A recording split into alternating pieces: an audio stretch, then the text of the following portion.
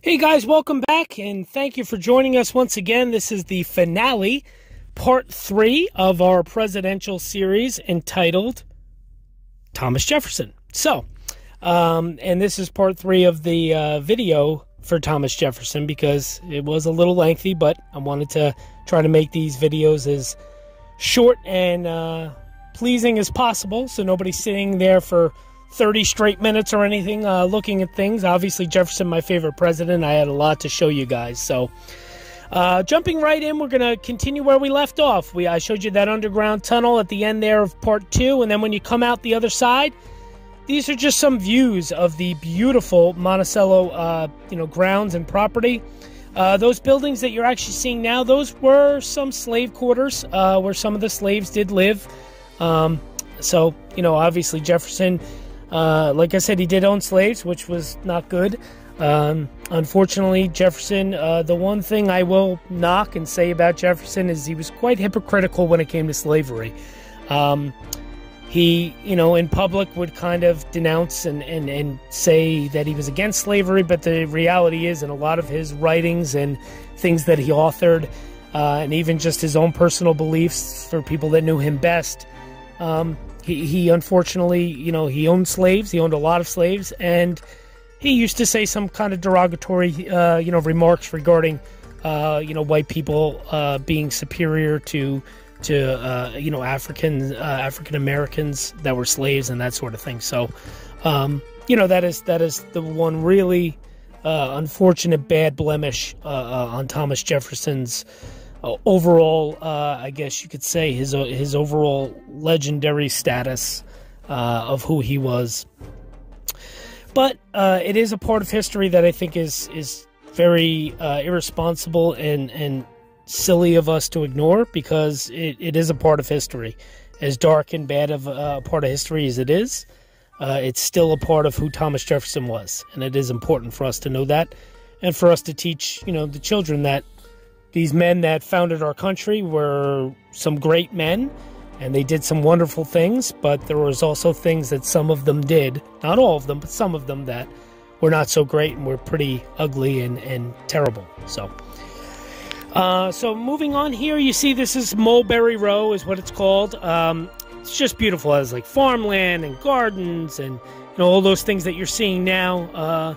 And then you start to see like it becomes this like canopy of trees, and it's just absolutely beautiful. And then you actually see here, this was actually, there is some slaves buried here along the way, and, that's kind of what you're seeing here. And then moving on, there's just these other little buildings that slaves and servants worked in, like blacksmith buildings and that sort of thing.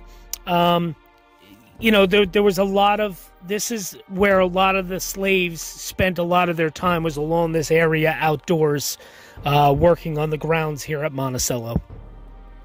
And then finally, you keep walking down the path, and then you finally see a sign that says Jefferson's Grave. This is like, if you're looking at the back part of Monticello, the main house, this is probably 100 to 150 yards behind the back of that. I mean, it's quite a walk. But, I had it all to myself. As you can see, it's very beautiful. I went on a very beautiful day. I was very fortunate. And as you keep walking, eventually there you go. You see the Jefferson family cemetery, and the gates, they are closed. You can't go inside. That big obelisk, that monument, that tall thing, that is actually Thomas Jefferson's gravesite. So, about to walk up to that, as you see. And there you go. That is where Thomas Jefferson is buried. And of course, born on April 13th, like somebody else I know. And he died, of course, infamously on July 4th of 1826, the same day as John Adams, 50 years to the day of the signing of the Declaration of Independence. Literally, that is history's most ironic, coincidental, whatever word you want to use. That is the most unbelievable coincidence in the history of the United States and history itself. If you have a different one, please, if you have something that's better than that, I want you to leave your comment below and tell me what it is, because I don't know of any that is more unbelievably ironic than that. So, and then you just see like some signs, it's explaining the Monticello graveyard, lot of burial spots here. A lot of this is descendants of Jefferson, people that worked for Jefferson.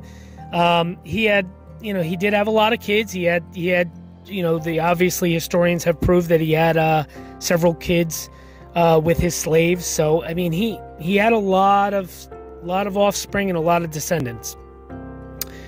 And then, of course, you see here, that's my photo with the Thomas Jefferson grave behind me, which was a big treat for me. As I said, favorite president.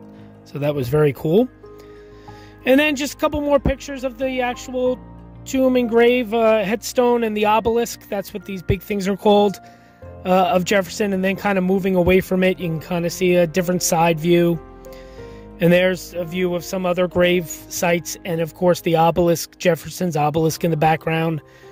And then you're seeing this final photo here. It's just kind of just some other tombstones and grave sites in that actual cemetery, in the Jefferson Cemetery. Actually, this last photo that you're seeing on your screen now, if you look way far in the back, you can actually see Jefferson's obelisk pointing up to the sky. So pretty cool picture there.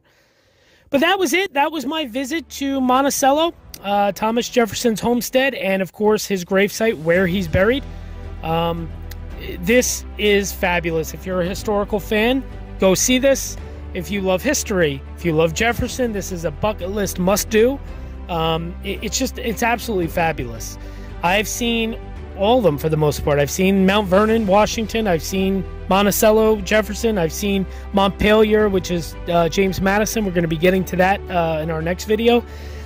It's fabulous. They're all amazing in themselves, but this was my favorite. Not only, of course, Jefferson being my favorite, but this place was just unbelievable.